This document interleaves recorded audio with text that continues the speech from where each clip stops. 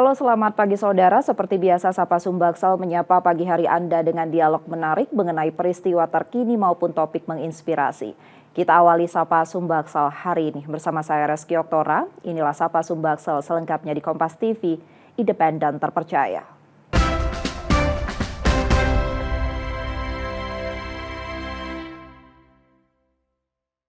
Saudara, tahapan Pilkada 2024 yang berlangsung saat ini ialah kampanye. Di masa ini, Bawaslu tetap melakukan pengawasan agar para pasangan calon berkampanye sesuai ketentuan. Salah satu yang diawasi ialah media sosial, karena para calon kepala daerah juga masif berkampanye di media sosial ini. Kita akan bahas mengenai pengawasan kampanye di media sosial bersama dengan Mas Suryati, anggota Bawaslu Sumsel Divisi Pencegahan Partisipasi Masyarakat dan Humas. Selamat pagi. Selamat pagi. Bu Mas Suryati, saya panggilnya apa nih? Ibu Mas. Ibu Mas aja, oke. Sebelumnya terima kasih Bu sudah hadir bersama kami di Sapa Sumbaksal pada pagi hari ini.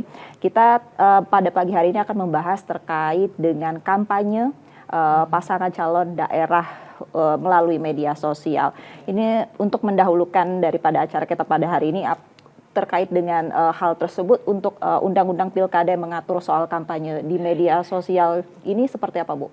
Ya, kalau untuk Pilkada kita konsentrasinya itu dasar hukumnya di Undang-Undang 10 2016 dan untuk kampanye ini kita mengacu kepada PKPU nomor 13 tahun 2024 yang sudah dikeluarkan oleh KPU Republik Indonesia. Jadi secara teknis juga ada petunjuk teknisnya itu sudah disiapkan, jadi regulasinya sudah jelas dan sudah disahkan oleh KPU Republik Indonesia dan sekarang pelaksanaan itu harus mengikuti aturan yang sudah dibuat oleh KPU. Untuk bagaimana cara Bawaslu sendiri melakukan pengawasan terhadap kampanye melalui media sosial? Ya, sebagaimana kita ketahui ya, kampanye ini kan dilakukan di media sosial, itu legal dan dibolehkan. Tapi dalam PKPU 13, akun Instagram, apapun bentuknya, itu harus didaftarkan ke KPU Provinsi Sumatera Selatan apabila itu untuk Pilkada Gubernur. Dan untuk pemilihan Bupati, Wakil Bupati, Wali Kota, dan Wakil Wali Kota itu didaftarkan ke KPU Kabupaten Kota masing-masing. Jadi akun resmi itu sesuai dengan aturan di PKPU 13 itu maksimal ada 20 akun yang wajib didaftar ke KPU. Nah, jadi fokus pengawasan kami itu dengan akun yang resmi itu yang terdaftar di KPU, bukan akun-akun liar. Pengawasan tersebut ini melibatkan siapa saja? Mengingatkan ini media sosial ya Bu, berkaitan dengan sistem cyber seperti itu. Kalau untuk pengawasan media sosial, Bawaslu Sumsel itu dan Bawaslu Kabupaten Kota itu ada tim PAS, tim pengawasan terkait yang cyber dan media sosial. Jadi kita sudah bentuk tim di bawah koordinatnya P2H, jadi pencegahan Parmas dan Humas. Di Sumsel saya selaku koordinat Humas juga, jadi saya punya tim dari tim kehumasan untuk mengawasi akun-akun tersebut. Pengawasan apa saja nih Bu, contohnya yang lebih luas seperti itu? Nah, karena ada aturan ya di PKPU 13 di akun yang disebar yang resmi itu yang boleh dalam kampanye digunakan dengan medsos ini adalah program pasangan calon, visi misi. Jadi itu sesuai dengan ketentuan yang harus dituangkan dalam kampanye di media sosial ini. Bu Mas, ini jika dibandingkan 5 tahun lalu, apakah ada kenaikan tren terkait penggunaan media sosial ini sebagai wadah kampanye? Ya sudah pasti, karena 5 tahun yang lalu kan mungkin media sosial dan media-media lainnya belum secanggih sekarang. Kalau sekarang kan sudah banyak jenisnya, ada TikTok, ada Instagram, ada Facebook, semuanya itu ada kan, semakin canggih, semakin banyak media-media platform yang digunakan oleh rekan-rekan dari tim pasangan calon ataupun rekan-rekan yang sifatnya simpatisan yang tidak terdaftar resmi di KPU. Dan seberapa rawan persentase kerawanan terkait dengan kampanye di media sosial ini, Bu? Kalau dilihat dari sisi kerawanan, karena ini juga masuk isu nasional dan juga menjadi pokok pengawasan kita dari Bawaslu, mulai dari Bawaslu RI sampai ke Bawaslu Kabupaten Kota.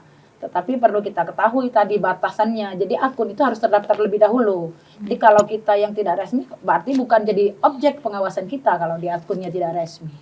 Sampai sejauh ini sudah ada berapa laporan ini dari masing-masing pasangan calon? Ini kita ada 3 pasangan calon ya Bu ya. Ini masing-masing calon ini sudah melaporkan berapa akun media sosial nih Bu sejauh ini? Kalau yang saya terima beberapa menit yang lalu ya, Untuk calon nomor 1 itu sudah mendaftar 13 akun di KPU Provinsi Sumatera Selatan. Calon nomor 2 belum saya terima datanya ya. Calon nomor 3 itu ada 4 akun yang sudah terdaftar. Itu yang resmi di KPU. Apakah sudah menemukan adanya pelanggaran, Bu, sampai sejauh ini? Sampai hari ini akun ini kan baru ya terdaftar. Jadi kami belum menemukan dan juga belum ada informasi awal terkait kampanye di medsos ini. Mungkin yang rawan tersebut apa nih, Bu, terkait dengan yang pernah ditemukan oleh Bawaslu sampai sejauh ini? Ini dalam akun-akun yang resmi nanti mungkin ya ke depannya kita berharap jangan ada ujaran-ujaran kebencian, menjelekkan salah satu pasangan calon, itu kan jelas tidak boleh. Dalam kampanye itu yang boleh kan cuma visi misi, program kerja. Jadi jangan sampai ada akun-akun itu digunakan untuk ujaran-ujaran kebencian terhadap baik calon nomor 1, nomor 2, nomor 3. Artinya ketika dia melakukan hal-hal yang tidak sesuai dengan ketentuan dan aturan, artinya melanggar ini. Mungkin bentuk kampanye yang diperbolehkan di media sosial ini contohnya apa, Bu, selain visi dan misi? Nah, bentuk kampanye itu kan dalam bentuk narasi, dalam bentuk gambar. Nah, ada perpaduan narasi dan gambar. Itu kan ada ketentuannya di PKPU 13 itu. Jadi tim pasangan calon itu sudah beberapa kali kan diundang oleh KPU terkait aturan kampanye. Dan saya juga pernah menjadi narsum di situ. Jadi kita sudah menjelaskan mana yang boleh dan mana yang tidak boleh. Masing-masing paslon diperbolehkan hanya memiliki 20 akun media sosial untuk berkampanye di masa kampanye ini. Usai jeda saudara, kami akan kembali lagi, tetaplah bersama kami di Sapa Sumbaksel.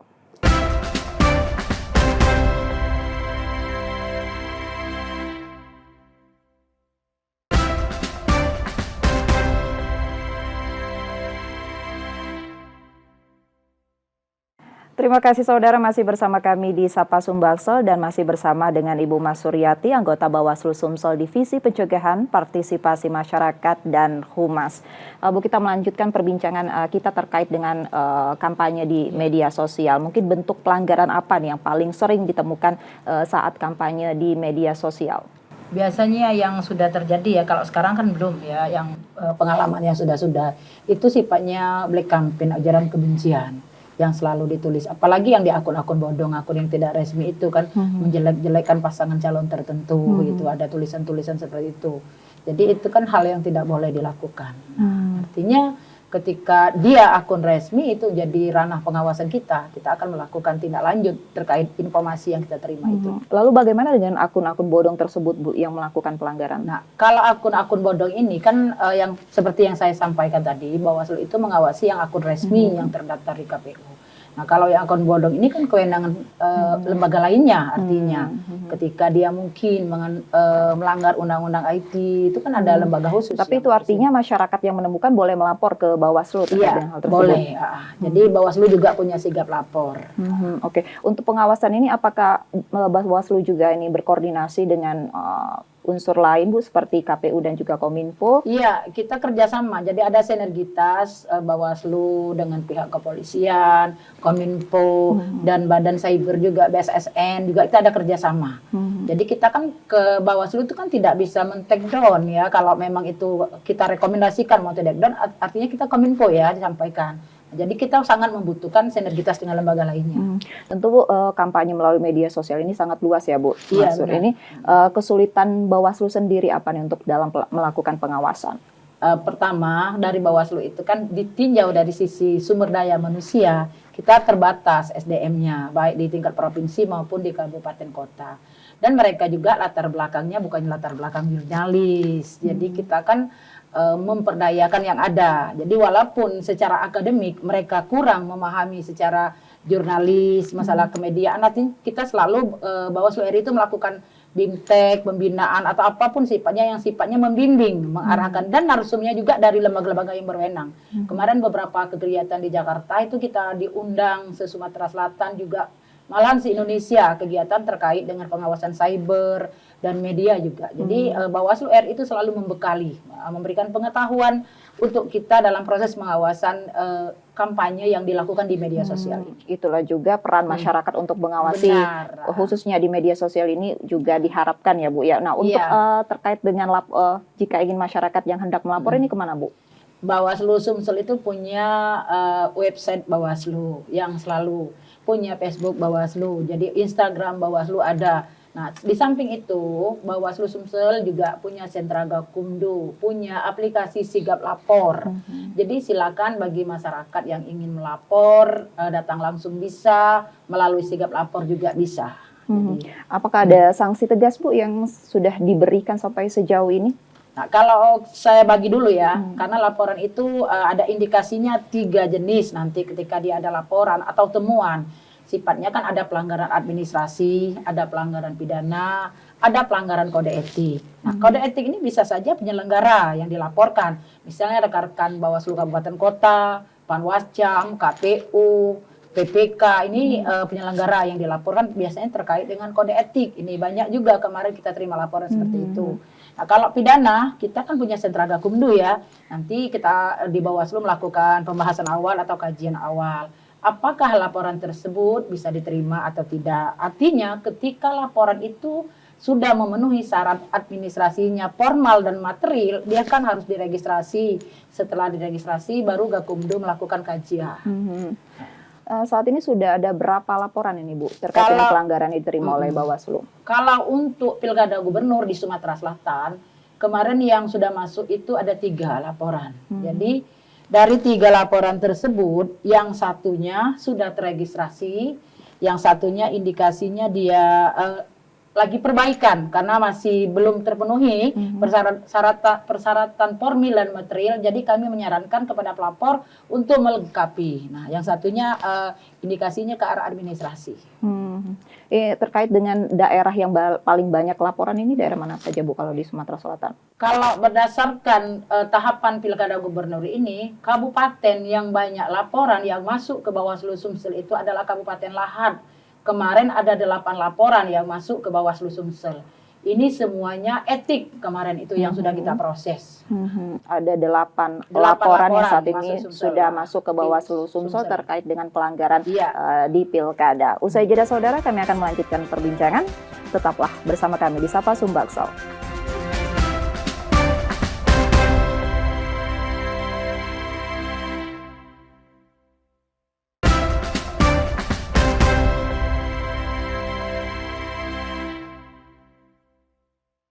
Terima kasih saudara masih bersama kami di Sapa Sumbaksel dan masih membahas terkait kampanye Pilkada 2024 bersama dengan Mas Suryati, anggota Bawaslu Sumsel Divisi Pencegahan Partisipasi Masyarakat dan Humas.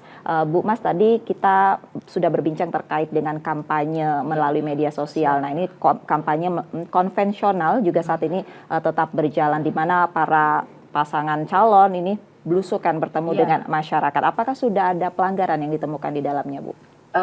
Jadi terlepas dari media sosial tadi, itu kampanye kan banyak jenisnya ya, bukan hanya di media sosial. Ada yang pertama dia itu pemasangan alat peraga kampanye. Ini contoh yang dipasang di tempat-tempat yang tidak terlarang. Kedua juga ada penyebaran bahan kampanye, pamflet, itu poster. Nah, itu ada aturan juga di PKPU 13. Itu dilaksanakan semua oleh semua tim pasangan calon, baik yang nomor 1, nomor 2, dan nomor 3 semuanya melakukan hal itu. Juga ada kampanye yang sifatnya mereka datang ke tempat-tempat tertentu, tapi bukan rapat umum ya. Rapat umum itu di 10 hari terakhir, nanti di tanggal 10 sampai dengan tanggal 23 November ya. Di situ baru ada rapat umum yang mendatangkan artis yang biasanya pesertanya sampai 2.000 untuk tingkat provinsi. Nah, sekarang mereka lagi melakukan kampanye monologis atau dialogis dan jumlahnya juga terbatas sesuai dengan kapasitas gedung masing-masing. Dan itu juga harus ada izin. Jadi tim pasangan calon tidak boleh kalau tidak ada izinnya. Bisa dibubarkan oleh Bawaslu kalau tidak ada izinnya. Nah, jadi sebelum melakukan kegiatan, kami selalu menghimbau kepada tim pasangan calon, partai pengusung itu harus membuat STTP dulu dengan kepolisian.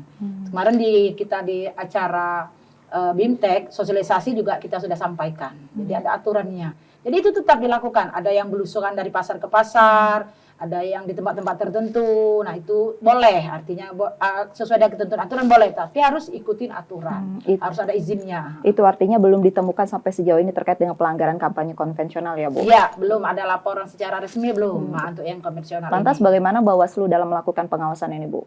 Nah, kalau kegiatan itu, ketika kita ada informasi, kita akan turunkan jajaran Bawaslu, Badan Ad Hoc Bawaslu, baik Bawaslu yang di tingkat kecamatan maupun Bawaslu yang ada di desa, kelurahan, yang kami sebut dengan istilah PKD, pengawas kelurahan dan desa. Nah, di situ mereka akan mengawasi apakah ditemukan pelanggaran-pelanggaran. Kalau memang ditemukan, artinya mereka akan membuat laporan LHP masing-masing di POM A bahwa pada saat kegiatan ini paslon nomor 1, 2, 3, 4 misalnya ada yang dilanggar, poinnya berapa, kejadiannya di mana, itu dibikin dalam satu bentuk POM. Artinya itu adalah temuan murni dari pengawas pemilu. Nah, jadi kita dimanapun ada acara, ada informasi masuk, kita akan turunkan. Kadang-kadang kita dari kabupaten, dari provinsi juga turun.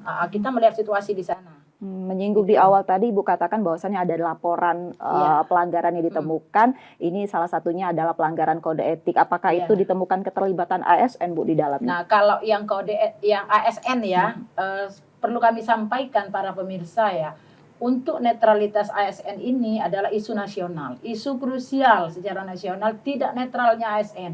Nah, langkah yang dilakukan oleh Bawaslu Sumatera Selatan, satu, dengan melakukan himbauan ke BKN, ke kepala di lembaga-lembaga yang berwenang, dan kedua, kami sudah mengumpulkan di 241 kecamatan Sumatera Selatan kemarin melakukan kegiatan sosialisasi pengawasan partisipatif netralitas ASN. Narsum yang kita hadirkan adalah BKN Regional 7 Sumatera Selatan, dari Polda Sumatera Selatan, dari Bawaslu Sumsel. Nah, itu secara detail dan rinci kita sudah sampaikan. Ketika hal-hal yang dilarang dilakukan oleh ASN tersebut, kami tidak segan-segan. Artinya kami akan melakukan sesuai kewenangan kami. Kami menemukan ataupun informasi awal ataupun sifatnya laporan. Nanti kita akan proses. Bawaslu akan melakukan rekomendasi ke lembaga yang berwenang. Karena sekarang sudah tidak ada KSN lagi, kita akan limpahkan ke BKN. Nanti BKN akan melimpahkan lagi ke Badan Kepegawaian itu. Nah, nanti itu akan rekomendasi akan diberikan. Apa sanksinya? Bu Mas, ini berkaca dari pemilu kemarin, adakah laporan terkait dengan dugaan ketidaknetralan ASN ini, Bu? Ada kemarin, waktu pemilu kemarin, itu sudah kita limpahkan ke BKN, sudah diberikan sanksinya oleh lembaga yang berwenang. Jadi bentuk sanksinya itu macam-macam ya. Katanya ada kemarin itu ada yang mengatakan, tidak berat itu. Artinya begini ya, sanksi itu tetap kita lakukan oleh lembaga yang berwenang tadi. Mungkin bentuknya peringatan, atau dipindahkan, atau mutasi, atau bisa saja itu dinonaktifkan, bisa saja diberhentikan dengan tidak hormat. Itu kemarin Bapak yang dari BKN Regional 7 itu mengatakan seperti itu. Jadi hati-hati bagi para ASN, jangan sampai dalam pelaksanaan kampanye ini melakukan hal-hal yang tidak sesuai dengan aturan. Jadi tetaplah ASN itu netral dan independen. Bentuk ketidaknetralan ASN itu apa sih Bu? Ataukah mereka mengajak suatu kelompok untuk memilih pasangan calon tertentu atau seperti apa Bu kebanyakan? Ya, kalau pengalaman yang sudah-sudah, bentuk ketidaknetralan ASN itu, contoh ya, misal ya, ini saya memberikan contoh saja. Misalnya seorang camat dengan cara mengumpulkan seluruh kades, lurah di suatu titik, di suatu tempat, dengan mengarahkan untuk mendukung salah satu pasangan calon. Nah, itu salah satu bentuknya. Kedua, mungkin saja bisa dengan cara nanti kalau ini ada kompensasinya. Kalau tidak mau nurut ada kompensasinya. Bisa saja seperti itu. Karena ASN itu dia punya jabatan yang sangat strategis. Apalagi para camat. Dia punya kades, punya lurah, dan punya wilayah camat itu. Jadi dalam satu kecamatan itu contohnya DPT-nya saja minimal nanti ada 30.000. 30.000 itu kan punya hak pilih. ASN pun punya hak pilih, tidak dicabut. Jadi bisa saja dia menggunakan kewenangannya sebagai camat melampaui aturan. Dia mengintervensi atau mengajak atau menghalang-halangi. Itu tidak boleh. Lantas Bu, ini adakah himbauan Bawaslu ini ke para calon kepala daerah dan tim sesnya terkait dengan kampanye baik konvensional maupun media sosial? Iya, di setiap acara ya, khususnya sebagai Kordip pencegahan, saya ini adalah Kordip yang mencegah. Jangan sampai terjadi hal-hal yang tidak sesuai dengan ketentuan perundang-undangan. Secara bersurat kami menyampaikan kepada tim paslon masing-masing dan kepada KPU juga kami menyampaikan. Mungkin nanti beberapa hari ke depan kami akan menghimbau kembali terkait kampanye. Apalagi nanti sudah mendekati kampanye rapat umum, kami akan tetap memberikan himbauan. Dan kemarin juga ada beberapa kegiatan yang sudah kami lakukan untuk menghimbau itu netralitas ASN, sudah kami lakukan. Mungkin nanti dalam waktu dekat saya selaku Kordip yang membidangi pencegahan Parmas Humas ini akan melakukan kegiatan yang terkait netralitas kepala desa dan lurah. Yang akan saya lakukan di tingkat Provinsi Sumatera Selatan, tinggal titiknya saja akan ditentukan melalui pleno nanti. Lantas harapan Bawaslu sendiri nih Bu ke masyarakat untuk berperan aktif menyukseskan Pilkada 2024 ini. Harapan kami sebagai pengawas pemilu, mohon kepada seluruh masyarakat Sumatera Selatan, dari Kabupaten Moratara sampai ke Kabupaten Oku Selatan, dari 17 kabupaten kota, dari 241 kecamatan sesumsel 3.249 desa dan kelurahan. Kita berharap untuk Pilkada Gubernur dan Pilkada Bupati dan Wali Kota ini berjalan dengan aman lancar dan masyarakat berpartisipasi dalam proses pelaksanaan ini, baik dalam bentuk pengawasan partisipatif maupun dalam bentuk nanti para pemilih datang ke TPS untuk menggunakan hak pilihnya pada tanggal 27 November 2024 nanti. Jadi kami berharap masyarakat Sumatera Selatan pelaksanaan Pilkada ini kita lakukan dengan aman, damai, dan ramai. Dan kami berharap tidak ada konflik di Sumatera Selatan ini. Jadi zero konflik untuk Sumatera Selatan. Kita berharap Pilkada 2024 yang berjalan di Sumatera Selatan ini dapat kondusif dan zero konflik tentunya Bu Mas ya. Di 17 kabupaten kota terdiri dari 241 kecamatan. Terima kasih Bu Mas atas perbincangan kita pada hari ini. Saya tutup saudara perbincangan ini dan menjadi akhir dari Sapa Sumbangsel hari ini. Tetap saksikan Sapa Sumbangsel setiap Selasa dan Kamis pukul 6.30 hingga 7 pagi. Bagi Anda yang ingin berbagi informasi atau kritik dan saran dapat mengakses media sosial kami di @kompas.tv Palembang. Akhirnya saya Reski Oktara pamit, terima kasih dan tetaplah menyaksikan Kompas TV, independen terpercaya. Sampai jumpa.